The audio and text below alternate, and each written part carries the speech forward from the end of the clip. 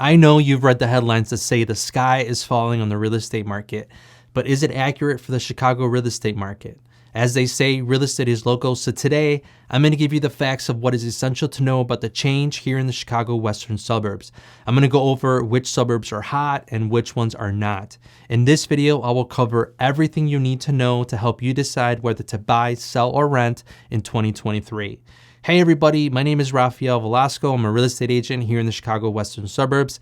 I help people buy, sell, and rent in the Chicagoland area. If at any point in this video you have any questions, please contact me. All of the information is going to be in the description box below. Okay, let's get into it. The first topic that's on everybody's mind is a dramatic change in interest rates. A year ago, rates were at an all-time low at 3% for a 30-year fixed mortgage, and now we're seeing rates increase to almost 7%. Now that may not seem like much, but it can dramatically impact your monthly mortgage. Here's an example.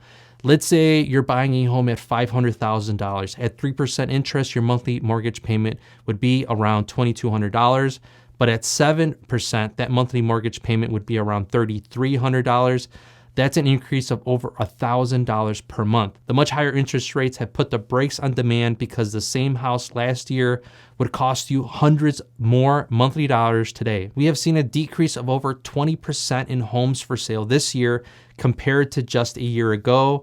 And there are many theories about why this is happening, but one that makes sense is sellers don't want to leave their current interest rates and they don't have many new homes to choose from. The big topic in everybody's mind is the current housing market, and I get it. You've seen all the headlines about how the market is crashing and prices are dropping, but again, real estate is local, so while that may be true in some parts of the country, it's not true here in the Chicago western suburbs. Being in the Midwest is a linear market and never gets too hot or cools as much as other cyclical markets on the coast. As they say, you can't cool off something that was never really hot. However, not all suburbs are doing as well as others. Let's cover the western suburbs that are still strong and those that have seen a decrease in value. In this section, we will cover a year-over-year change in median sales price for the largest Chicago western suburbs. Median sale prices are up for most Chicago suburbs except for a few.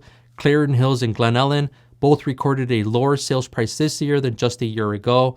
Glen Ellen slightly changed at 1.2%, while Clarendon Hills saw a dramatic drop of 13%. The suburbs that have seen the largest increase in median sales price are Carroll Stream at 9.8%, Naperville at 9.1%, and Schaumburg at 8.5%. Most other suburbs are around 4% to 6% increase year over year. The next metric we will examine is the days on market, or how long the home has been for sale. This is a comparison between third quarter last year versus today. This number has decreased for all suburbs except Lombard and Glendale Heights. Lombard increased by 2.4% and Glendale Heights increased its market time to over 50%. This number should generally be around 60 days. Anything over is not good news for sellers and buyers. The lower the days on market, the more demand versus inventory. While demand is lower because of rates, the lower supply balances prices and keeps a stable market. Glendale Heights had a large change in market time in March 2022. At the same time, interest rates started to increase aggressively. Glendale Heights is an entry-level housing market and is likely getting priced out of the market by potential buyers who can't afford to buy in Glendale Heights with today's interest rates. We are still in an ideal market for sellers with interest rates increasing but fewer properties available for buyers. Prices should stagnate or decrease a bit as winter arrives. Month supply has been dropping for over a decade, but much more aggressively since the start of the pandemic. The short supply is the main reason prices skyrocketed. The suburb with the largest home price decrease are Hinsdale, Glen Ellen, Addison, and Schaumburg. While the average month supply number is still very low at 1.7 months supply for the entire MLS, these four suburbs have seen a decrease in inventory for sale. This could be a leading indicator of prices starting to increase or stabilize a bit. Most of the suburbs had a drop of around 20 to 30% in supply compared to just a year ago. Okay, so what does this mean for you? Should you buy, sell, or rent? I hate to answer it with it depends, but it's really true. It depends on your personal situation, your needs, and your goal. Today is a great time to buy if you're a first-time home buyer or someone who needs to move up to a larger house. Prices have come down from the highs of just a few months ago, but are still much higher than last year or even 5 years ago.